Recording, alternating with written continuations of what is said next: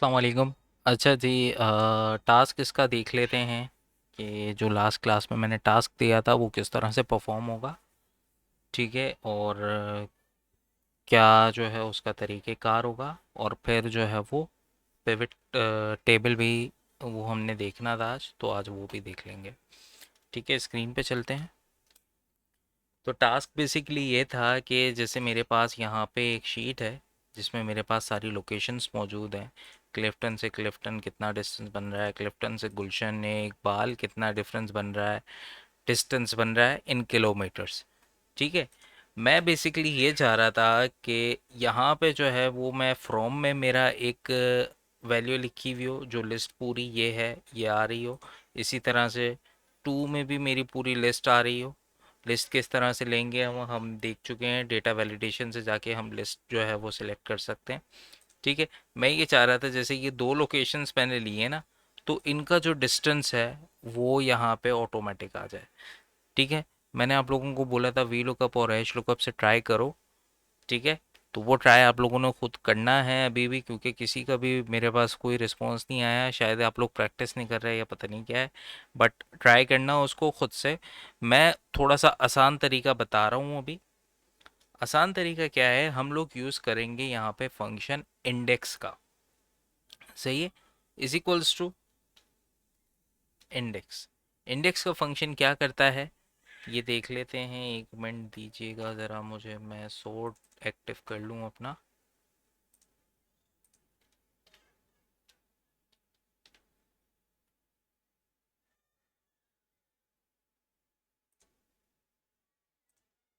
ठीक है, इंडेक्स का फंक्शन क्या करता है, बेसिकली ये वैल्यू रिटर्न करता है सेल रेफरेंस की, जो इंटरसेक्शन आ रहा होता है कहाँ पे, पर्टिकुलर रो और कॉलम का जो इंटरसेक्शन पे होता है, उसको जो है ये अ, मतलब सेल का रेफरेंस आपको रिटर्न करता है। ठीक है, रो नंबर आप बता देते हो, कॉलम नंबर आप बता देते हो, तो वो रो और वो कॉलम आपने डिफाइन कर दिया इसको कि भाई रो नंबर 5 है और कॉलम नंबर मिसाल के तौर पे 5 है। तो ये 5 बाय 5 का जो मतलब सेल आ रहा होगा ना हमारे पास, जो 5 रो और 5 कॉलम में आ रहा होगा सेल, वो सेल आपको रिटर्न कर देगा। ठीक है, इसको एक दफ़ा चेक कर लेते हैं। सही है, यहाँ पे मैं बेसिकली एक छोटा सा एरे क्रिएट कर रहा हूँ साइड पे।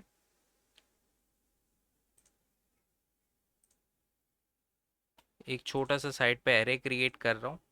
ठीक है, कुछ वैल्यूज़ लेके, जैसे 1 2 3 4 5 6 7 8 9। ठीक है, ये बेसिकली मेरा छोटा सा एक एरे है, सिर्फ प्रैक्टिस पर्पस के लिए मैंने ये एक एरे ले लिया। यहाँ पे आते हैं, is equals to index, bracket open. सबसे पहले मुझसे ये पूछ रहा है एरे, कि किस एरे की जो आपकी सिलेक्शन है वो है। तो मैं अपना पूरा एरे सेलेक्ट कर लूँगा। अब क्योंकि मुझे इसको ड्रैग एंड ड्रॉप तो करना नहीं है, तो मैं F4 प्रेस नहीं कर रहा, या मैं इसको नेम मैनेजर से जाके नेम नहीं दे रहा, अदरवाइज हम ये काम कर सकते हैं। कॉमा लगाया।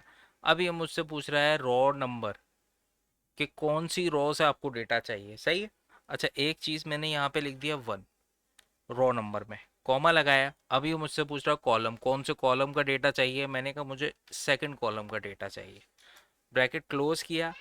सही है, अब देखो होगा क्या, जैसे ही मैं एंटर प्रेस करूंगा तो ये रो 1 और कॉलम 2 का डेटा इसने मुझे दे दिया। सही है, रो 1 मेरी स्टार्टिंग की रो है, और कॉलम 2, ये फर्स्ट कॉलम आ गया, ये सेकंड कॉलम आ गया, तो कॉलम 2 में 2 लिखा हुआ है, इसलिए इसने मुझे दे दिया ये डेटा। अगर मैं इसको चेंज कर दूं, इसका रेफरेंस चेंज कर दूं, जैसे मैंने कहा भाई मुझे फर्स्ट रो का नहीं, मुझे थर्ड रो का डेटा चाहिए सेकंड कॉलम के, तो मैंने थर्ड रो का सेकंड कॉलम के डेटा लिया, तो first row second row third row में 8 आ रहा है, तो इसने मुझे 8 रिटर्न कर दिया। आई बात समझ में, ये क्या करता है, ये आपके एरे को रोज और कॉलम्स जो आपने स्पेसिफाई किए होते हैं उसमें से दोनों को काउंट करता है, कौन सी रो का डेटा आपको चाहिए, कौन से कॉलम का डेटा आपको चाहिए, और वैल्यू रिटर्न कर देता है। ठीक है, तो हमने लास्ट क्लास में एक फंक्शन देखा था मैच का। अगर हम इंडेक्स के साथ मैच का फंक्शन यूज कर लें, तो हम अपना ये काम बहुत ही आसानी के साथ कर सकते हैं। ठीक है, तो मैं दोबारा इस शीट पे आता हूँ और इस पूरी शीट को सिलेक्ट करके इसको एक नाम दे देता हूँ, डिस्टेंसेस का नाम दे दिया फॉर एग्जांपल इसको मैंने। ठीक है, और वापस आ जाता हूँ ताकि मुझे एरे सेलेक्ट करने के लिए उस शीट पे ना जाना पड़े, मैं डायरेक्ट यहीं पर ही कर लूँ। Is equals to index, bracket open किया, ब्रैकेट ओपन करने के बाद एरे, एरे में मैं सिंपल जो मेरा एरे है उसका नाम दे दूंगा। ठीक है, ये यहाँ पे देख सकते हैं एरे आ गया है मेरे पास, कॉमा लगाया। अब रॉ नंबर, ठीक है, रॉ नंबर के लिए क्या करना है, मुझे जो है वो मैच का फंक्शन लगाना है, कहाँ पे, रॉस के हिसाब से। तो मैं यहाँ पे कॉल करवाता हूँ MATCH मैच, ब्रैकेट ओपन किया। अब इसमें ये मुझसे पूछ रहा है लुकअप वैल्यू, तो ऑब्वियस सी बात है मैंने जो है वो मैच मतलब रॉज जो जो नाम है वो दो तरह से लिखे हुए हैं, रॉ वाइज भी लिखे हुए हैं और कॉलम वाइज भी लिखे हुए हैं। मेरी चॉइस है मैं रॉ सिलेक्ट कर रहा हूँ या कॉलम सिलेक्ट कर रहा हूँ, क्योंकि नाम दोनों जगह पे सेम मौजूद हैं और सेम ही पोजीशन पे आ रहे हैं। जैसे DHE के बाद अगर मिसाल के तौर पे PECHS आ रहा है, तो वो DHE के बाद PECHS रॉ में भी आ रहा है और कॉलम में भी आ रहा है। तो यहाँ पे मैंने मिसाल के तौर पे ये सिलेक्ट कर ली वैल्यू, ये मेरी लुकअप वैल्यू आ गई, कॉमा लगाया, लुकअप एरे, किस एरे में सर्च करना है। अब यहाँ पे भी मैं ये लिस्ट वाला एरे भी ले सकता हूँ, सिलेक्ट कर सकता हूँ, या मैं यहाँ से जाके भी एरे सिलेक्ट कर सकता हूँ। मैंने ये पूरा एरे अपना सिलेक्ट कर लिया। सही, इसको भी वैसे मैंने एक नाम दिया हुआ है लोकेशंस का, ये जो जितनी भी लोकेशंस है मेरी इन सबको एक नाम दिया हुआ है लोकेशंस का, ताकि मैंने उसको उसमें डेटा शीट्स में इसकी जो लिस्ट वैलिडेशन होती है उसमें कॉल करवाया हुआ है। ठीक है, अच्छा इसको शीट 1 ही कर देते हैं क्योंकि मैंने शीट चेंज करी थी, इस वजह से प्रॉब्लम हो गई उसको, या इसको लोकेशंस ही कर देते हैं। ठीक है, ये लोकेशंस आ गया। मैच टाइप, मैच टाइप मैंने इसको एग्जैक्ट मैच के लिए दे दिया 0। ठीक है,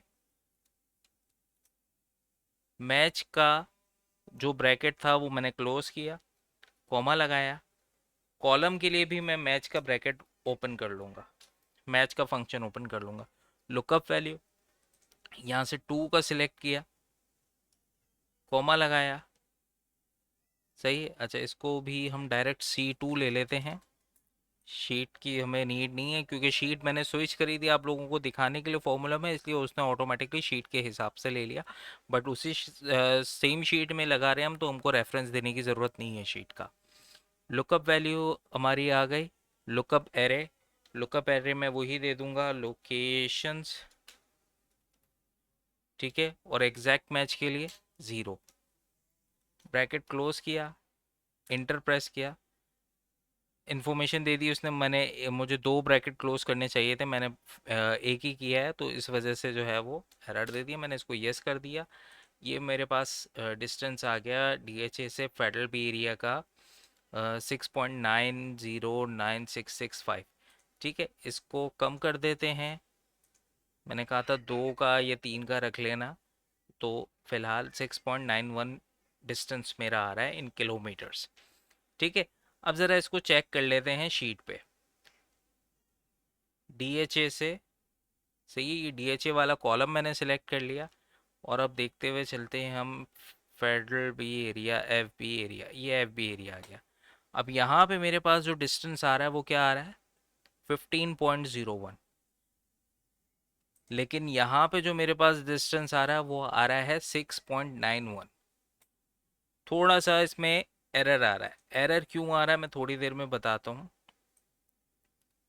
वापस आ जाओ, एक काम हम करते हैं, हम क्या करते हैं, क्लिफ्टन से गुलशन इकबाल का डिस्टेंस लेते हैं, तो थोड़ा आसान हो जाएगा, हमको ज़्यादा स्क्रॉल नहीं करना पड़ेगा, हमको एक ही जगह पे जो है वो देखने को भी मिल जाएगा। ठीक है, तो यहाँ पे ये लिस्ट हमारे पास बनी हुई है, हमने यहाँ से पहले वाली लिस्ट में से सिलेक्ट कर लिया क्लिफ्टन, और दूसरी वाली में से सिलेक्ट कर लिया, अच्छा देखो जैसे ही मैंने क्लिफ्टन सेलेक्ट किया यहाँ पे गुलबर्ग लिखा हुआ आ गया। ठीक है, और दूसरी वाली उसमें से मैंने सिलेक्ट कर लिया क्या, दूसरी वाली लिस्ट में से मैंने सिलेक्ट कर लिया गुलशन इकबाल। ठीक है, अब मैंने जैसे गुलशन इकबाल सिलेक्ट किया, यहाँ पे लिखा हुआ आ गया मेरे पास क्लिफ्टन, डिस्टेंस नहीं आ रहा, एक वैल्यू आ गई। वैल्यू क्यों आ रही है, रीज़न क्या है, वो हम देखते हैं अपनी शीट के हिसाब से। देखो क्लिफ्टन मेरे पास फर्स्ट पोजीशन पे मौजूद है, गुलशन इकबाल सेकंड पोजीशन पे मौजूद है, सही है। यूजुअली क्या होना चाहिए था, पहले मैंने फ्रॉम वाली वैल्यू सिलेक्ट करी थी, तो यहाँ पे वन आ गया मैच का, अगर रिजल्ट हम चेक करें, सही है। अगर हम यहाँ पे मैच ले लें, ब्रैकेट ओपन, लुकअप वैल्यू में ये आ गया, कॉमा लगाया, लोकेशंस, कॉमा लगाया, और एग्जैक्ट मैच के लिए ज़ीरो ले लिया। ठीक है, तो यहाँ पे देखो वन आ रहा है क्योंकि फर्स्ट पोजीशन पे है। और ऐसे ही अगर मैं B2 की जगह C2 की वैल्यू लूँ, मतलब गुलशन इकबाल वाली, तो ये सेकंड उस पे आ रहा है। लेकिन यहाँ पे प्रॉब्लम क्या आती है, यहाँ पे प्रॉब्लम आती है जो हमारे पास वो होता है, इंडेक्स का फंक्शन जो काम कर रहा होता है, वो सॉरी मैच का फंक्शन जो काम कर रहा होता है, उसमें हमको एक एक वैल्यू ऐड करनी होगी, क्योंकि मैच का फंक्शन ज़ीरो से स्टार्ट करता है वैल्यूज़ को, और इंडेक्स जो है वो हमारा वन से चल रहा होता है। तो यहाँ पे मैंने क्या किया, प्लस वन कर दिया, और सेम इसी तरह से यहाँ पे भी प्लस वन कर दिया। तो ये मेरे पास आ गया 15.2। और आप देखो तो गुलशन ने इकबाल से क्लिफ्टन का भी 15.2 का डिस्टेंस आ रहा है। ठीक है, रीज़न क्या था इसका, रीज़न इसका ये था कि ये जो एरे हमने बनाया हुआ है ना पूरा, ये पूरा यहाँ से सिलेक्ट हुआ हुआ है, जिसमें डेटा का नाम भी आ रहा है, ये हेडिंग्स भी आ रही हैं, ये पूरा डिस्टेंस सिलेक्ट हुआ हुआ है। तो इसमें रॉ वन कौन सी है हमारी, रॉ वन हमारी ये है, जिसमें लिखा हुआ है क्लिफ्टन, गुलशन इकबाल सदर, और फर्स्ट वो ब्लैंक है इसमें। ठीक है, इसी तरह से कॉलम वन हमारा ये है। ठीक है, तो हमने बेसिकली इस में से तो डेटा नहीं लेना ना, इसमें से लेना है, और वो हमें इसमें इसके हिसाब से मैच का रिजल्ट दे रहा है। तो हमने एक कॉलम और एक रो ऐड कर दी ताकि हमारे पास यहाँ से ये डेटा आए, ये डेटा हमको जो है वो उसमें शो हो। ठीक है, और इसकी एप्लीकेशन बहुत सारी कुरियर कंपनीज में यूज़ होती है, इसको वो डिस्टेंस से अपना अमाउंट मल्टीप्लाई करने के लिए यूज़ करते हैं। कि जैसे मिसाल के तौर पे भाई मेरी एक कुरियर कंपनी है, और जो मेरा पार्सल है वो जा रहा है कोरंगी से गुलशन इकबाल, तो वो ऑटोमेटिकली उसका डिस्टेंस निकाल के लिया है उस डेटा में से। ठीक है, और जैसे मिसाल के तौर पे पर किलोमीटर रेट जो है मेरे हैं वो 150 रुपीज़, 150 पर किलोमीटर में लेता हूँ। ठीक है, तो यहाँ पे इज इक्वल्स टू जो भी वैल्यू आ रही है उसको मल्टीप्लाई करा दिया 150 से, तो ये मेरा आ गया कि कितना मेरे मुझे जो फ्यूल कंजम्पशन है मेरी वो किस अमाउंट में हो रही है। ठीक है, उसी तरह से फिर आगे जो भी आपके एक्स वाई जी एक्स्ट्रा रेट्स हैं वो सारे ऐड करके इसमें, जैसे मिसाल के तौर पे 500 कोई और से चार्जेस हैं, प्लस फ़ी प्रोसेसिंग फ़ीस है मिसाल के तौर पे 25 रुपये, प्लस कोई जीएसटी वगैरह लगा दिया है आपने, तो वो सारी चीज़ें, और लास्ट में आपका ये जो अमाउंट बन रहा है ये करके, तो वो टोटल अमाउंट आ जाएगा कि कोई पार्सल अगर मिसाल के तौर पे गुलशन इकबाल कोरंगी से गुलशन इकबाल भेजना है, तो उसका अमाउंट जो है वो ये बन रहा है फॉर एग्जांपल। ठीक है, तो इस तरह से करके जो है वो हम इसको कैलकुलेट करते हैं। फिर से एक दफ़ा देखो हमने क्या किया, हमने यहाँ पे इंडेक्स का फंक्शन कॉल करवाया, ब्रैकेट ओपन किया, एरे, एरे में हम क्या देंगे, इंडेक्स में जो हमारा मेन एरे बना हुआ है डिस्टेंसेस का, ये एरे सिलेक्ट कर लेंगे। इसके बाद कॉमा, रॉ नंबर के लिए मैंने लगा दिया मैच का फंक्शन। ठीक है, सेम उसी तरह से पोजीशन हुई हुई है, उसी तरह से लिस्टिंग हुई हुई है मेरी नंबर वाइज, बट मुझे उसमें एक ऐड करना है, जो भी रिजल्ट आ रहा है, जो भी उसका नंबर आ रहा है, जैसे क्लिफ्टन है तो क्लिफ्टन मिसाल के तौर पे सेकंड रो और सेकंड कॉलम में स्टार्ट हो रहा है, ठीक है ना। अगर मैं यहाँ से इसको यहीं पर ही छोड़ते हैं इसको।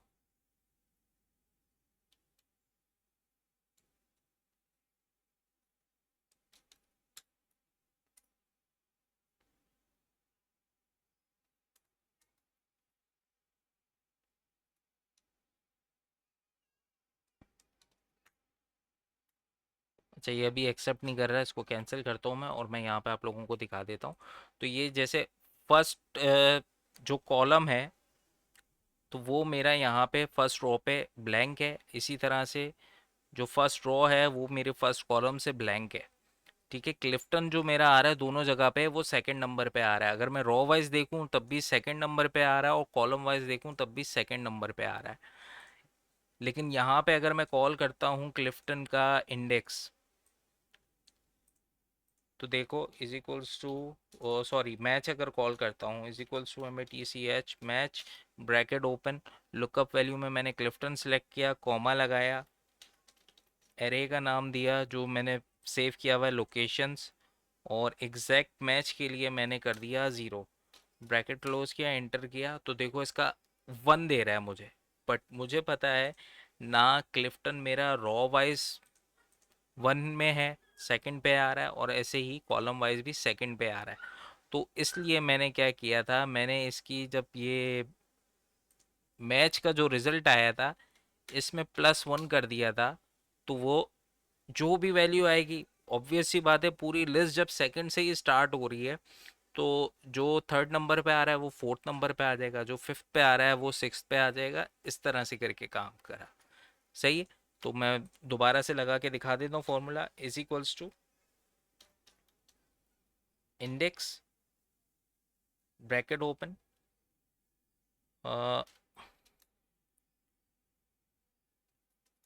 एरे का नाम दे देंगे, सही है, डिस्टेंसेस, कॉमा, रॉ नंबर में डायरेक्ट आप नंबर भी कॉल करवा सकते हो, लेकिन वो फिर आपकी डायनामिक जो शीट है वो चीज़ ख़त्म हो जाएगी। आप अगर डायरेक्ट यहाँ पे नंबर लिख देते हो तो हर दफ़ा आपको नंबर उसका मेंशन करना पड़ेगा फिर, ठीक है। तो यहाँ पे लगा दिया है MATCH मैच का फंक्शन रॉ नंबर के लिए। रॉ मैंने मिसाल के तौर पे फ्रॉम से ले लिया, ठीक है, कॉमा लगाया, लिस्ट का नाम जो लिस्ट मैंने सेव करी हुई है इसमें वो है लोकेशंस, ठीक है, एग्जैक्ट मैच के लिए 0, ब्रैकेट क्लोज, सही। 0 के साथ +1 नहीं करना, ब्रैकेट क्लोज करना है मैच का, फिर करना है +1। ये यहाँ पे अब मेरा रॉ नंबर कंप्लीट हो गया, कॉमा लगाया, और ऐसे ही जो है वो दोबारा से लगाएंगे, मैच का function, bracket open, lookup value. अब फ्रॉम से जो है वो रॉ वाइज रॉ नंबर दिया था हमने, तो 2 से हम कॉलम नंबर दे देंगे, कॉमा, लुकअप एरे, तो वही सेम एरे रहेगा, सेम लोकेशंस हैं, ठीक है। और उसी तरह से सेम उसी ऑर्डर में सारी लोकेशंस हैं। तो यहाँ पे एग्जैक्ट मैच दे के 0 और +1 कर दिया, तो ये मेरे पास आ गया कॉलम नंबर, ठीक है। ब्रैकेट क्लोज किया, अब ये वाला ब्रैकेट क्लोज हुआ है इस मैच का, और क्योंकि मेरे पास जो है वो सॉरी, ये वाला जो ब्रैकेट क्लोज हुआ है ये इंडेक्स का क्लोज हुआ है, और ये मैच का यहाँ पे क्लोज हो चुका था, ठीक है। इंटर प्रेस किया मैंने, तो ये मेरे पास डिस्टेंस आ गया। अब मैं इसको कोई भी लोकेशन यहाँ पे सिलेक्ट करूँगा, जमशेद रोड से गुलशन इकबाल मिसाल के तौर पे 5.04 किलोमीटर्स बन रहा है, मलिर जाना है तो इतना बन रहा है, सही है। अप्रोक्स डिस्टेंसेस हैं ये, ज़रूरी नहीं है कि सही हो, अप्रोक्स है, आप जो है वो अपने हिसाब से उसको एडजस्ट कर सकते हो, ठीक है। अगर आपके पास एक्यूरेट डेटा है तो आप उसके हिसाब से काम कर सकते हो। ये फ़िलहाल सिर्फ एक कॉन्सेप्ट था कि इस तरह से जो है वो वर्किंग की जा सकती है इस पे, ठीक है। अब चलते हैं नेक्स्ट चीज़ पे, और नेक्स्ट चीज़ जो है वो है हमारे पास पिवट टेबल। पिवट टेबल बहुत मुश्किल लगता है लोगों को, समझने में प्रॉब्लम होती है, लेकिन बड़ा ही सिंपल सा टेबल है। ठीक है, मैं आप लोगों को दिखा देता हूँ। मेरे पास कुछ डेटा मौजूद है, डेटा लोड हो रहा है। सही है, डेटा बहुत सारा है ये। ठीक है, ये शीट भी मैं शेयर कर दूंगा आप लोगों से क्लासरूम पे, तो वहाँ से आप लोगों को ये शीट मिल जाएगी। ये बेसिकली क्या है, ये कुछ एक तरह का कस्टमर डेटाबेस है। ठीक है, यहाँ पे मेरे पास कस्टमर आईडी है, उसका रीजन है कि किस रीजन से वो बिलोंग करता है। नंबर्स में मैंने मेंशन किया हुआ, मिसाल के तौर पे रीजन 1 जो है वो मेरा है सेंट्रल, रीजन 5 जो है वो मेरा नॉर्थ साइड है। इस तरह से इसको डिवाइड किया हुआ है।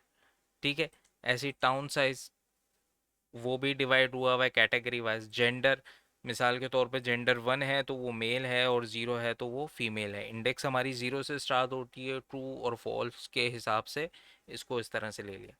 एज, सही है, एज। फिर एज कैटेगरी भी जो है वो डिफाइन करी हुई है कि भाई किस कैटेगरी में आती है। नंबर्स में सारा काम हो रहा है ये डेटाबेस में। सही है ना, जैसे कैटेगरी 2 का है, कैटेगरी 6 का है, कैटेगरी 3 की एज में आ रहा है वो, तो वो उस हिसाब से जो है वो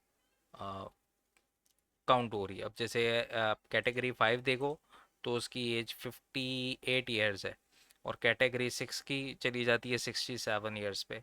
तो इस तरह से कैटेगरीज जो है वो डिफाइन करी हुई है। ठीक है, फिर बर्थ मंथ कौन सा है उसका, वो आ गया। डेट क्या है, वो आ गए। बर्थ ईयर कौन सा है, वो आ गया। एजुकेशन कितनी है उसकी, सही है। एजुकेशन कैटेगरी क्या है, जॉब कैटेगरी क्या है, union, employ category, retire. Retirement में भी वही है कि क्या वो रिटायर है या नहीं है तो उसके में 1 लिखा हुआ, नहीं है तो 0 है। ठीक है, ऐसे ही फिर इनकम जो है वो है इंक्रीमेंट के, कितना इंक्रीमेंट आ रहा है, इनकम का कितना इंक्रीमेंट है। इनकम का कॉलम है, कितना इंक्रीमेंट आ रहा है। सही है, और उसका इनकम की कैटेगरी क्या है। सही है, इसी तरह से डेब्ट, क्रेडिट, सही है, वो इंक्रीमेंट और वो उसके हिसाब से आ रहा है। ठीक है, तो ये बेसिकली काफ़ी बड़ी शीट है, काफ़ी ज़्यादा डेटा, और ये किसी कंपनी का ऑफिशियल डेटा है, तो ये मैं आप लोगों को दे रहा हूँ फिलहाल प्रैक्टिस के लिए। ठीक है, आप लोग जो है वो उस पे वर्क कर सकते हो। पूरा डेटा है कि कितने जो है पेट्स हैं। कैट पैट है, डॉग है, बर्ड पैट है, रेप्टाइल्स हैं, स्मॉल पैट्स हैं। सही है, ये पूरा डेटा है। अब इसमें से मिसाल के तौर पे मुझसे पूछा गया कि भाई एक काम ये करो कि मुझे बता दो कस्टमर आईडी उन लोगों की जिन लोगों के पास जो है वो बिल्लियां हैं। सही है ना, मैं मार्केटिंग टीम में बैठा हूँ, डेटा एनालिटिक्स में कर रहा हूँ। मिसाल के तौर पे मुझे जो है वो इसमें से उन लोगों को टारगेट करना है जिनके पास बिल्लियां हैं। ठीक है, बट उनको किस जगह पे किस चीज़ में टारगेट करना है वो मुझे देखना है। तो ये उनको, मिसाल के तौर पे उनकी एज से मुझे उनको टारगेट करना है, उनकी लोकेशन से मुझे उनको टारगेट करना है। ठीक है, कि किस रीजन के हैं वो, या किस चीज़ से मुझे एड्रेस से टारगेट करना है। या मिसाल के तौर पे मेरी कोई जो है वो ऑटोमोबाइल की कंपनी है, और मैं चाह रहा हूँ जिन लोगों के पास गाड़ियाँ नहीं है मैं उनको टारगेट करूँ, तो यहाँ पे एक कॉलम कार का भी बना हुआ होगा, आई बिलीव, हाँ। ठीक है, अब इसमें जैसे जिनके पास car bought, car buy, car own, ये आ गया। कार्स, कितनी कार्स हैं, कितनी ओन कर रहा है वो। ठीक है, अब जिसके पास जो है वो मिसाल के तौर पे 0 कार्स हैं, मैं चाह रहा हूँ उनको वो ऐड दिखाऊं मैं अपना, तो वो कैटेगरी मुझे पूरी अलग करनी है उससे। तो वो काम करने के लिए अगर मैं इस पूरे डेटा पे, ये मेरे पास तकरीबन कितनी रोज हैं, ये आप लोग देखो, ये हैं 5000 रोज हैं मेरे पास। और ऐसे ही कॉलम्स जो है वो मेरे जा रहे हैं डबल ई तक। ठीक है, तो ये टोटल क्या बनते हैं, कितने रोज बनते हैं, कितने कॉलम्स बनते हैं, देखो मैं बताता हूँ।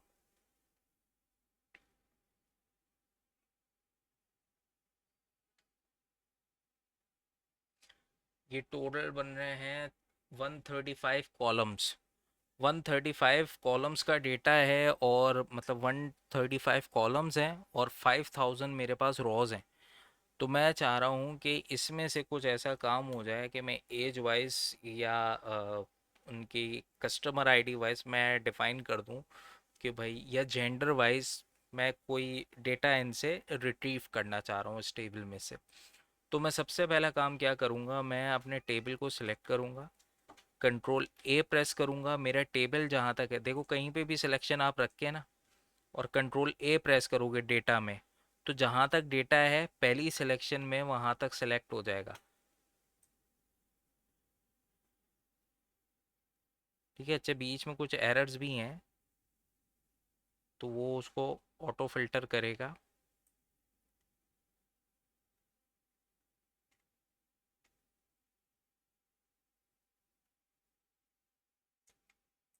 ठीक है, ये जहाँ तक मेरा डेटा था वहाँ तक सिलेक्ट हो गया। ऐसे ही अगर मैं इसको यहाँ पे लेकर आऊँ, तो ये मेरे डेटा तक पूरा सिलेक्ट हो गया। सही है। अब मैंने क्या करना है, मैंने जाना है इंसर्ट के टैब पे। इंसर्ट के टैब पे जाने के बाद यहाँ से पिवट टेबल पे क्लिक कर देना है। पिवट टेबल पे जैसे ही क्लिक करूँगा, मेरे पास जो फर्स्ट रो है उसमें मेरी हेडिंग्स लिखी हुई हैं, फील्ड्स लिखी हुई हैं। तो ये मुझे यहाँ पे एक टेबल दे देगा कि आप रेंज सेलेक्ट कर लो। रेंज मेरी ऑटोमेटिकली सिलेक्ट हो गई A1 से लेके EE 5001 तक, क्योंकि फर्स्ट रो में मेरे पास डेटा और टोटल 5000 रोज हैं, तो वो सिलेक्ट हो गया। किस शीट पे चाहिए, न्यू शीट पे चाहिए, कोई एग्जिस्टिंग शीट हो उस पे चाहिए, मैंने कहा न्यू शीट पे चाहिए। ठीक है, ओके पे मैंने क्लिक किया। जैसे ही मैं ओके पे क्लिक करूँगा, यहाँ पे मेरे पास एक टेबल का लेआउट आ गया। मैं थोड़ी सी अपनी पोजीशन चेंज करता हूँ ताकि आप लोगों को नज़र आए क्लियर। ठीक है, अब जो है यहाँ पे मेरे पास जितने कॉलम्स बने हुए थे वो सारे कॉलम्स इस लिस्ट में आ रहे हैं। ठीक है, अब जैसे मिसाल के तौर पे मुझे कस्टमर आईडी चाहिए थी, तो मैंने कस्टमर आईडी ड्रैग करके रोज में डाल दी। ये चार मेरे पास बने हुए हैं। यहाँ पे नीचे बॉक्सेस, एक बॉक्स ऊपर बना हुआ है जिसमें मेरे पास सारे जो कॉलम्स थे वो आ रहे थे। ठीक है, उसमें से मैं कोई भी कॉलम सिलेक्ट करके इन चारों में से डाल सकता हूँ। एक मेरे पास फिल्टर का है, एक कॉलम्स हैं, एक रॉज हैं, और एक वैल्यूज़ हैं। ठीक है, कस्टमर आईडी जो है वो मैंने डाल दी रॉज में। अब मुझे मिसाल के तौर पे एक जो है एज कैटेगरी इनकी चाहिए। ठीक है, मैं डायरेक्ट यहाँ पे सर्च भी कर सकता हूँ कि क्या एज कैटेगरी आ रही है उनकी, मतलब जो कॉलम की हेडिंग है वो मैं यहाँ पे लिख के भी सर्च कर सकता हूँ।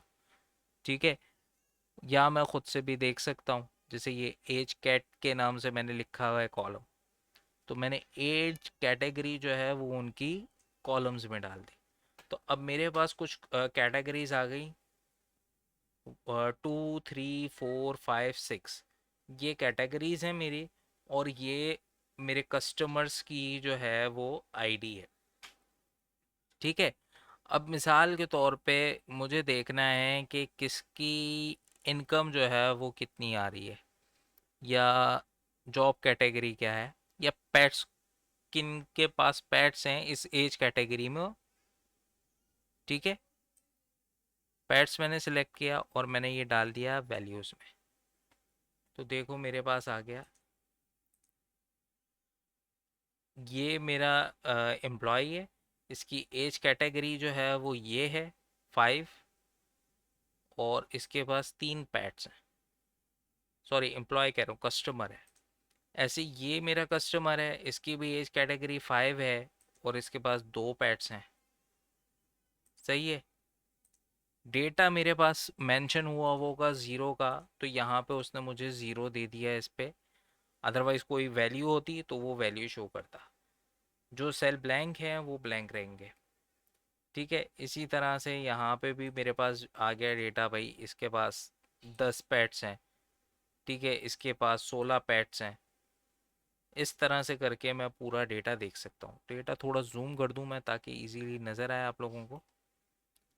ठीक है, इस तरह से करके देख सकते।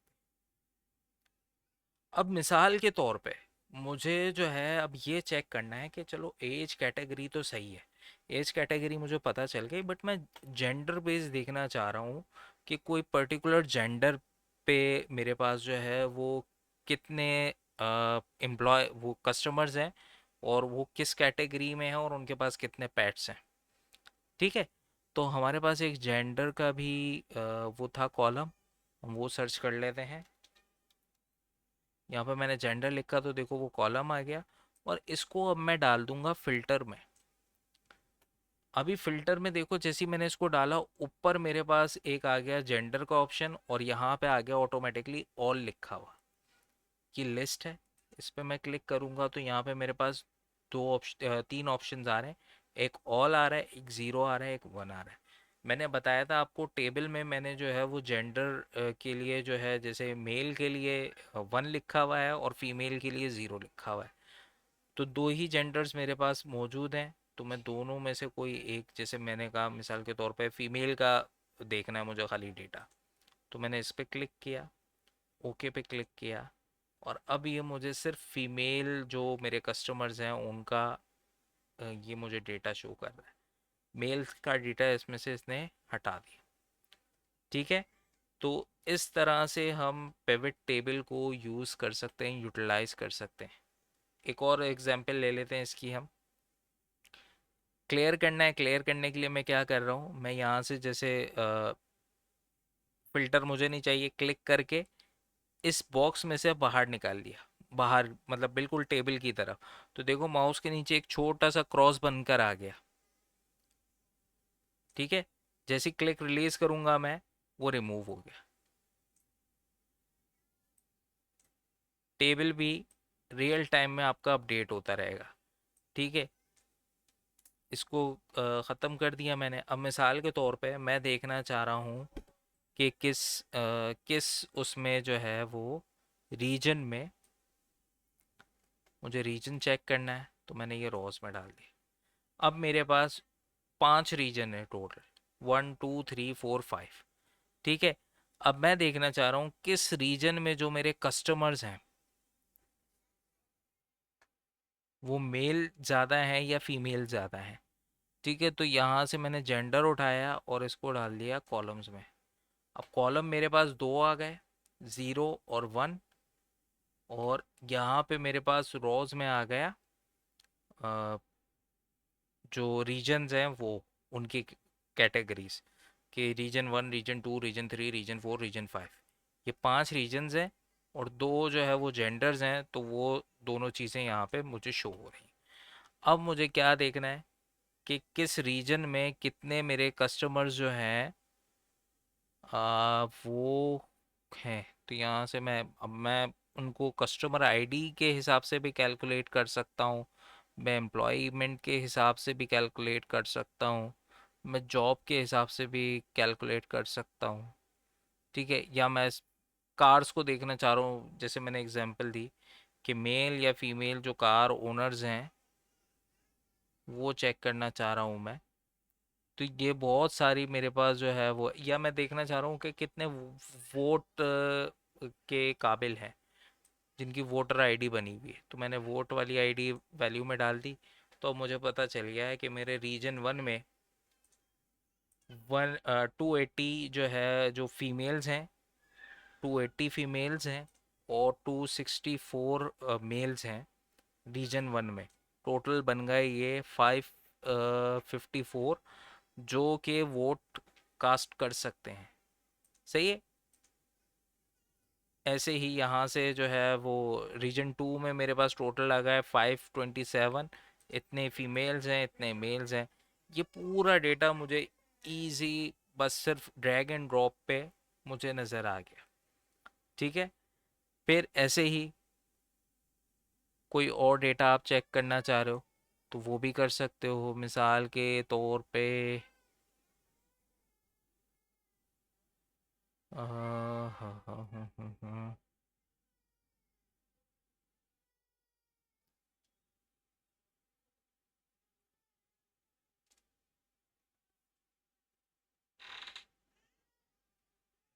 और जैसे मिसाल के तौर पे मैं देखना चाह रहा हूँ कितने जो है वो कस्टमर्स ऐसे हैं मेरे जो जिनके पास पीसी जो पीसी ओन करते हैं, वैल्यूज़ में डाल दिया।